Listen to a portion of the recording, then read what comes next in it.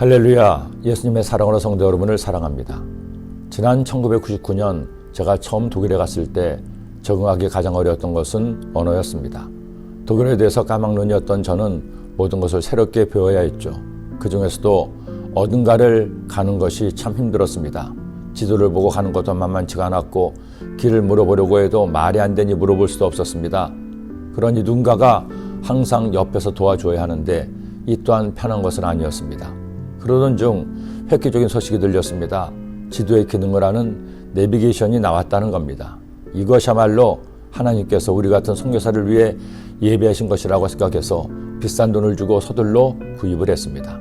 그리고 작동을 해보니 과연 주소만 입력하면 위치 정보를 알려줍니다. 당시만 해도 한국어 버전 안 나왔지만 방향지시라는 정도의 독일어는 할 수 있었기에 큰 불편은 없었죠.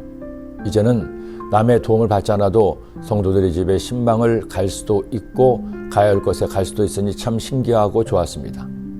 그런데 문제는 그 당시 내비게이션은 지금처럼 수시로 업그레이드가 되지 않는 것이었습니다.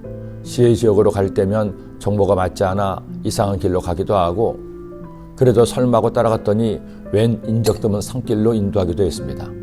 한 번은 같은 지명이 두 곳에 있는 줄도 모르고 다른 곳으로 갔다가 몇 시간을 다시 돌아오는 해프닝도 있었습니다.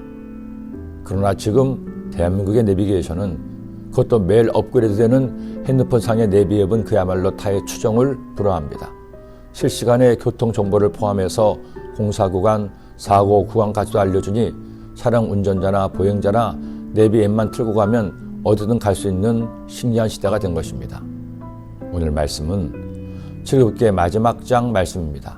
애굽에서 탈출한 이스라엘 백성들이 우여곡절 끝에 하나님께서 주신 율법을 받고 성막을 만든 후 드디어 길을 나서게 됩니다. 그런데 길을 나서는 이스라엘에게 놀라운 내비게이션이 등장합니다. 바로 구름기둥과 불기둥이라는 내비게이션이죠. 구름이 성막 위에서 떠오를 때는 이스라엘 자손이 그 모든 행진하는 길에 앞으로 나갔고 구름이 떠오르지 않을 때에는 떠오르는 날까지 나아가지 아니하였으며 낮에는 야훼 구름이 성막 위에 있고 밤에는 불이 그 구름 가운데 있음을 이스라엘의 온 족속이 그 모든 행진하는 길에서 그들의 눈으로 보았더라. 하나님의 법인 율법을 받고 성막을 중심에 두고 행진하는 이스라엘 백성들의 모든 삶은 오직 하나님의 인도하심에 따른 것이었습니다. 하나님께서는 성막 위에 구름이 떠오르게 하셨습니다. 그 구름이 바로 이스라엘 백성들의 내비게이션이 된 겁니다.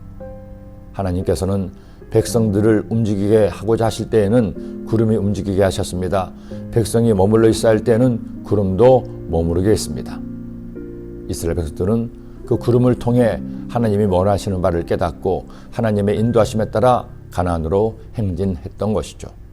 우리에게도 이런 구름 기둥이 있으면 얼마나 좋을까요?